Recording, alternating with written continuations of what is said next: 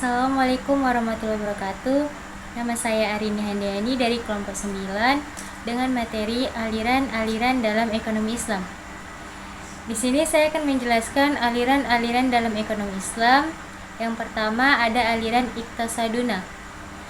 Aliran Iqtasaduna dipelopori oleh tokoh-tokoh cendekiawan muslim yaitu Muhammad Baqir As-Sadr, Abbas Mirakor, Bakir Al-Hassani, Kadim As-Sadr, dan Hidayati.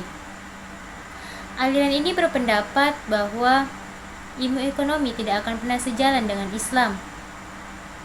Ekonomi tetaplah ekonomi, dan Islam tetaplah Islam.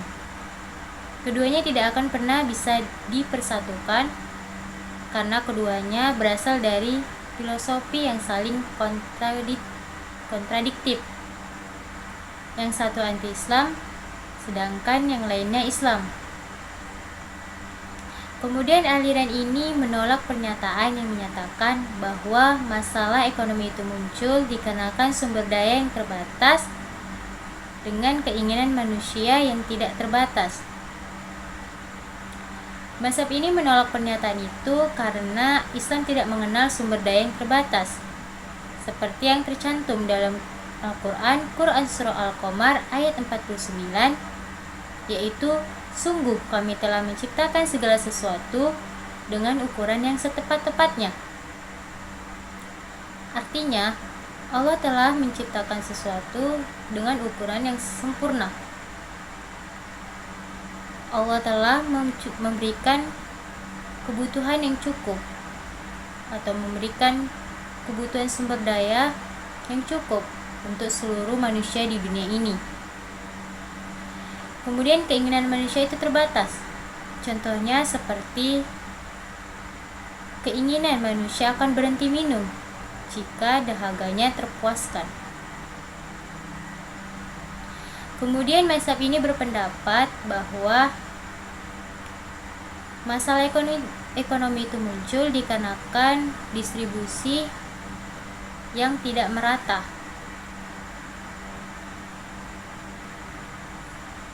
Yaitu karena membolehkan eksploitasi pihak yang kuat terhadap pihak yang lemah. Pihak yang kuat memiliki akses terhadap sumber daya sehingga semakin kaya, sedangkan pihak yang miskin atau pihak yang lemah tidak memiliki akses terhadap sumber daya sehingga semakin miskin. Jadi masalah ekonomi itu muncul dikarenakan keserakahan manusia itu sendiri. Kemudian yaitu ada mazhab mainstream.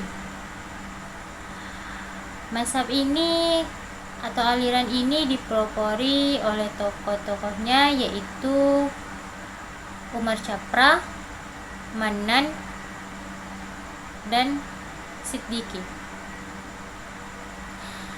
Aliran ini berpendapat bahwa atau menyetujui pernyataan yang menyatakan masalah ekonomi itu muncul dikarenakan sumber daya yang terbatas dengan keinginan manusia yang tidak terbatas. Seperti yang disabdakan oleh Rasulullah SAW, ketika manusia itu diberikan 1 lembah emas, maka dia akan meminta 2 lembah emas. Jika diberikan 2 lembah emas, maka dia akan meminta 3 lembah emas. Begitu seterusnya sampai ia masuk ke dalam kubur. Jadi manusia itu tidak akan pernah puas. Kemudian mazhab ini memiliki pandangan yang hampir sama dengan pandangan ekonomi konvensional. Yang membedakannya yaitu terletak dengan cara penyelesaian masalah tersebut. Ekonomi konvensional menyelesaikannya dengan cara rasionalitas, itu tergantung dari masing-masing individu. Sedangkan ekonomi Islam itu berlandaskan terhadap Al-Quran dan Sunnah. Kemudian mazhab ini berpendapat bahwa mengambil hal-hal yang baik atau hal-hal yang bermanfaat dari budaya atau bangsa dan muslim itu diperbolehkan selama tidak melanggar Al-Quran dan Sunnah. Selanjutnya yaitu ada mazhab atau aliran alternatif kritis. Aliran ini berpendapat bahwa bersikap kritis tidak hanya terhadap kapitalisme atau sosialisme, tetapi juga terhadap ekonomi Islam itu sendiri.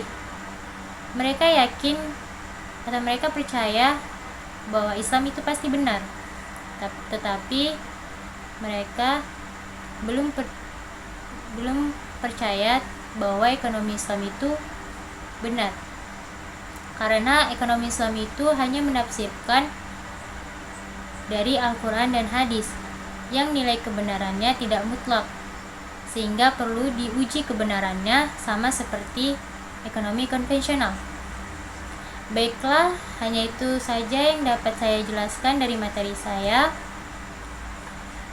Saya ucapkan terima kasih dan saya akhiri. Wassalamualaikum warahmatullahi wabarakatuh.